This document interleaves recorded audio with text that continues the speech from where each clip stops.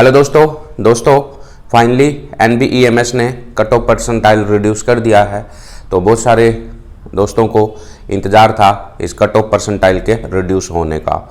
दोस्तों एक बार ऑफिशियल नोटिफिकेशन का वर्डिंग पढ़ लेते हैं। In continuation of NBEMS notice dated 6 Jan 2025 and pursuant to the direction of ministry of health and family welfare government of India dated 20th Feb 2025, the minimum qualifying percentile of NEET PG 2024 has been reduced as follows।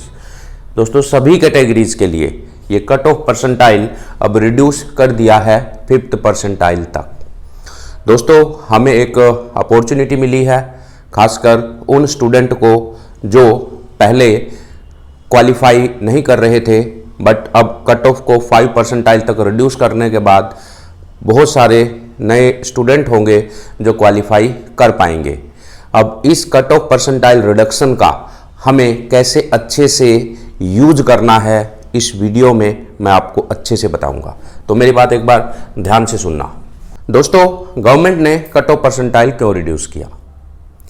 दोस्तों जैसे कि हमें पता है जब MCC stay vacancy round का seat matrix आता है तो 2562 सीट पब्लिश होती हैं, बट जब रिजल्ट आता है तो हमें 2331 सीट्स के अलॉटमेंट के बारे में पता चलता है। इट मीन्स जिन सीट्स पे MCC काउंसलिंग कंडक्ट करता है उन्हीं के अंदर 231 सीट लेफ्ट वैकेंट है। तो यानी अब ये जो सीट वैकेंट है ये मेनली कहाँ पे वैकेंट रही होंगी? ये सीट सबसे ज़्यादा वैकेंट मिलेंगी डीम्ड यूनिवर्सिटी के केस में, और डीम्ड यूनिवर्सिटी के केस में भी सबसे ज़्यादा जो चांसेस हैं सीट के वैकेंट रहने के वो non clinical branches of deemed universities. हालांकि कुछ क्लिनिकल ब्रांचेज में भी सीट वैकेंट मिलेंगी डीम्ड यूनिवर्सिटी के अंदर। और एक तीसरा प्रोबेबिलिटी बनता है दोस्तों, जो स्टेट का स्टे राउंड है वो MCC के स्टे राउंड के बाद कंडक्ट होता है। कुछ स्टूडेंट ने अपने स्टेट के स्टे राउंड में ज्वाइन कर लिया होगा, उस वजह से कुछ क्लिनिकल सीट्स के भी वैकेंट होने के चांसेस हैं MCC कोटा से। तो हम कह सकते हैं some government clinical seats can also be vacant. तो हमें किस टाइप की अब सीट मिलेंगी? तो MCC की तरफ से डीम्ड यूनिवर्सिटी का हमें नॉन क्लिनिकल का कुछ सीट वैकेंट मिलेगा जब स्पेशल स्टे राउंड होगा। हमें डीम्ड यूनिवर्सिटी की कुछ क्लिनिकल सीट वैकेंट दिखेंगे जब स्पेशल स्टे राउंड होगा, और हमें कुछ गवर्नमेंट क्लिनिकल सीट्स भी वैकेंट दिखेंगी स्टे राउंड में। पार्टिकुलरली वो स्टूडेंट ने ये सीट वैकेंट किया होगा जिन्होंने अपग्रेड कर लिया या जिन्होंने ज्वाइन कर लिया अपने स्टेट के स्टे राउंड को। उसके बाद प्राइवेट कॉलेजेस इन स्टेट, हमें पता है स्टेट के प्राइवेट कॉलेजेस की काउंसलिंग स्टेट काउंसलिंग अथॉरिटी कराती है, तो वहाँ भी बहुत सारी सीट वैकेंट हैं। अब ये क्वालिफाइंग कट ऑफ रिड्यूस होने के बाद स्टूडेंट को चांस मिलेगा बहुत सारे ओपन स्टेट में पार्टिसिपेट करने का।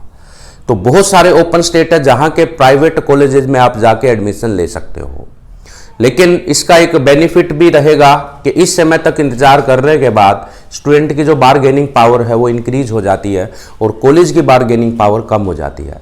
यानी कॉलेज को लगता है कि उनकी सीट वैकेंट रहने से अच्छा है थोड़ा वो फीस रिड्यूस कर दें। इसीलिए जब आप किसी ओपन स्टेट में प्राइवेट कॉलेज में एडमिशन लेने के लिए जाते हैं तो फीस के लिए बार्गेन जरूर करना, क्योंकि कॉलेजेस के पास अब आगे ऑप्शन नहीं बचेगा हाई फी चार्ज करने का, अदरवाइज उनका सीट इस सेशन के लिए वैकेंट रह जाएगा। तो कॉलेज में विजिट करना, अच्छे से फीस के बारे में बार्गेन करना और फिर जाके आप सीट ज्वाइन करना।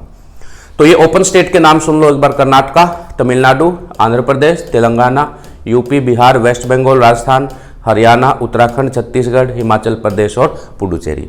ये मेन ओपन स्टेट हैं जहाँ के प्राइवेट कॉलेजेस में आप एडमिशन ले सकते हो स्पेशल स्टे राउंड की हेल्प से। स्टेट के अंदर तो स्टेट काउंसलिंग अथॉरिटी जो काउंसलिंग कराएगी, तो स्टेट काउंसलिंग अथॉरिटी की अंदर रजिस्ट्रेशन करा के आप प्राइवेट कॉलेजेस में एडमिशन ले सकते हो स्टेट के।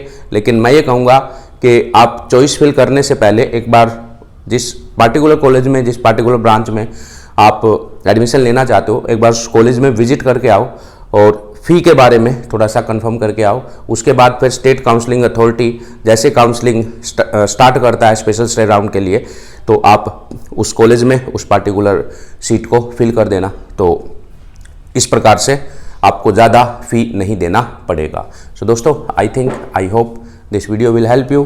Thank you very much.